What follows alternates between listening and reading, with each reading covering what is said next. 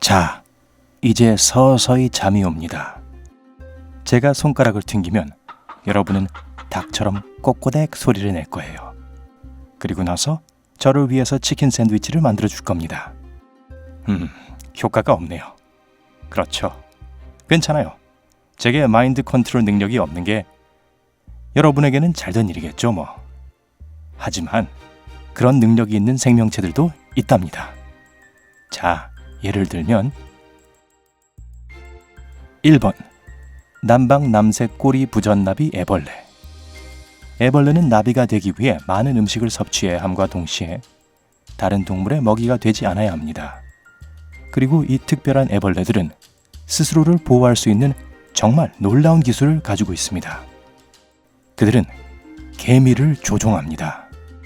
이 애벌레는 개미들이 좋아하는 달콤한 물질을 분비하는데 이것은 개미들을 더욱 공격적으로 만듭니다. 개미들은 귀한 단맛의 원천을 잃고 싶지 않은 만큼 최선을 다해서 애벌레를 지켜주게 되죠. 연구원들은 개미들이 분비물에 중독돼서 만약 어떤 것이 애벌레들을 위협한다면 화를 낸다는 것을 발견했습니다. 만약 누군가가 케이크를 바로 눈앞에서 낚아채려고 한다면 저도 화를 낼 거예요. 2번 브라코니드 기생말벌. 남방 남색 꼬리 부전나비 애벌레가 개미 군대를 형성하여 포식자를 물리치는 방법을 찾은 반면 어떤 애벌레들은 다른 생물에게 이용을 당하기도 합니다. 브라코니드 말벌은 애벌레를 쏘아서 애벌레 몸 안에 알을 주입합니다.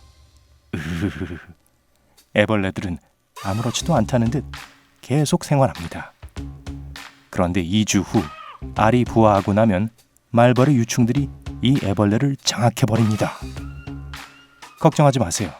애벌레는 아직도 살아있고 멀쩡한 상태에서 마치 자기 자식들인 양 보호해야 할 의무가 있는 것처럼 행동하기 시작합니다. 말벌 유충들이 다 자랄 때까지 가까이 오는 모든 것을 맹렬히 공격하죠. 수양부모의 사랑이 대단하네요. 3번 보석말벌. 바퀴벌레를 좋아하는 사람은 아무도 없어요. 그렇죠? 이 말벌들을 제외하고는요. 이 말벌들은 바퀴벌레를 너무 좋아해서 자기 새끼들까지도 맡깁니다. 보석말벌, 일명 에메랄드 바퀴벌레 말벌은 바퀴벌레를 잡아서 길들입니다. 바퀴벌레는 무사하지만 마치 머리를 한 대 맞은 것처럼 좀 당황스럽겠죠. 바퀴벌레가 왜 그래야 하는지는 모르겠지만 그건 중요하지 않아요. 그러고 나서 말벌은 바퀴벌레의 더듬이 하나를 잡아 끌고 자신의 굴로 데려간 후에 바퀴벌레의 배에 한 개의 알을 낳습니다.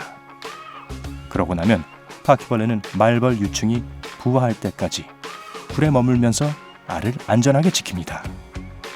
그동안 엄마 말벌은 바퀴벌레 부모가 자신을 위해 모든 일을 알아서 해줄 걸 알기 때문에 차분하게 자신의 할 일을 합니다.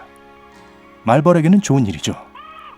기본적으로 야생동물들을 길들인 후 아이들을 그 동물에게 넘겨주는 것과 마찬가지입니다. 보석말벌은 그렇게 책임감 있는 부모는 아닌 것 같네요. 4번 좀비 곰팡이. 아니요, 이 곰팡이가 좀비가 되는 것이 아니라 다른 동물을 좀비로 만듭니다. 좀 더 구체적으로 말하자면 그들이 가장 좋아하는 표적은 목수개미인 것 같습니다. 이 모든 것은 한 마리의 개미가 곰팡이 포자를 들이마시는 것으로부터 시작됩니다. 얼마 후 포자가 자라면 개미는 개미라기보다는 곰팡이처럼 변합니다. 결국 불행한 개미의 등에서 새싹이 돋아나게 되면 곰팡이가 마침내 이기게 되는 거죠. 개미의 심신을 조정하여 아주 특정한 장소로 이동하게 만듭니다. 곰팡이균에 가장 적합한 조건을 갖춘 곳으로요.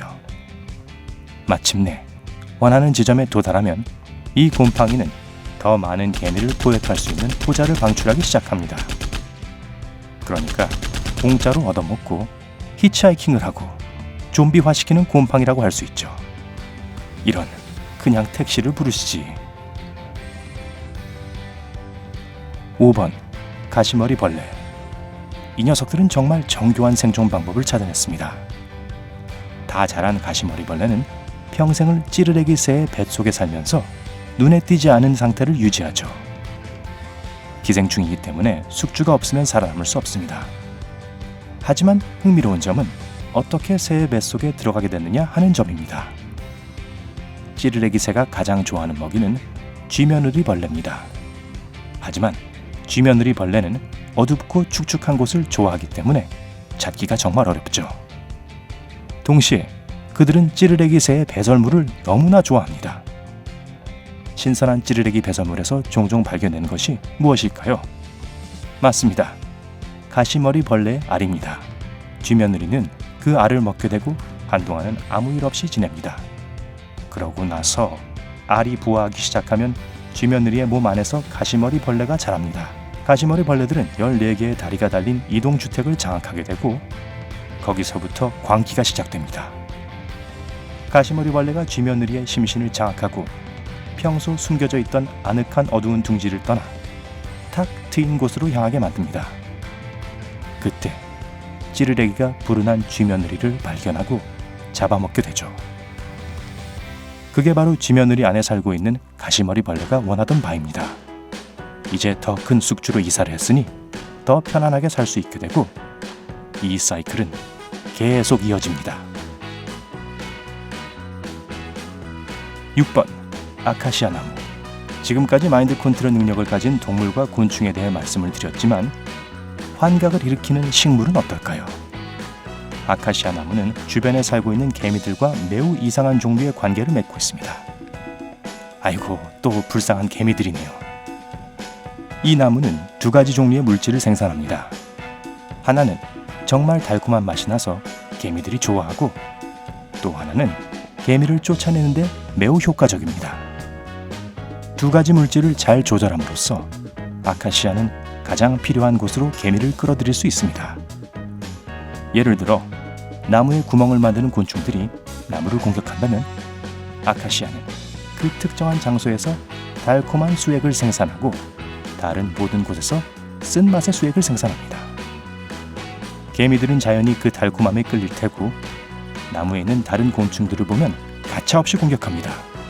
개미는 정말 맛있는 음식을 보호하는 걸 좋아하죠. 하지만 이게 다가 아닙니다. 근처에 아카시아 나무를 위협하는 식물이 있다면 아카시아 나무는 개미들을 보내 잎을 잘라내서 햇볕에 시들도록 만듭니다. 완전히 식물 간의 전쟁 같아요. 7번 크세노스 유충.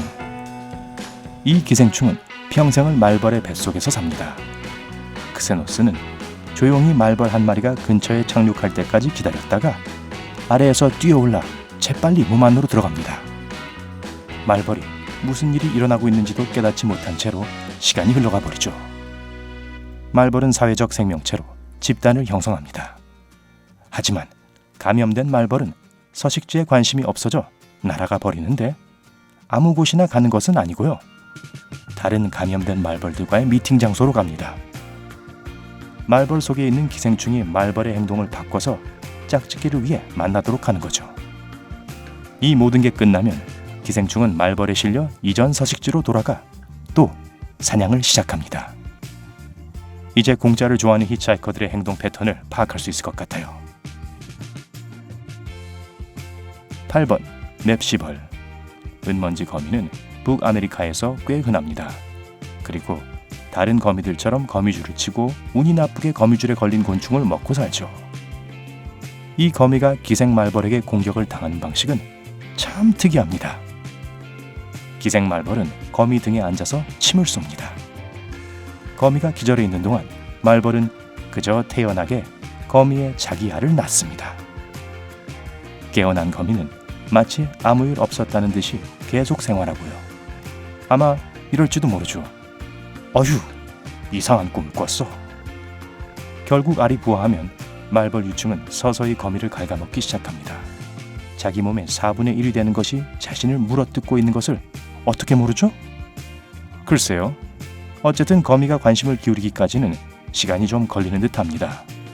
그런데 마인드 컨트롤은 언제 하냐고 물으시겠죠?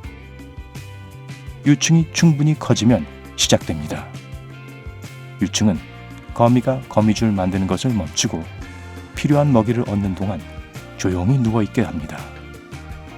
이 과정이 끝나면 거미는 가만히 앉아서 이 말벌 유충들이 자신의 거미줄을 고치로 사용하는 것을 지켜봅니다.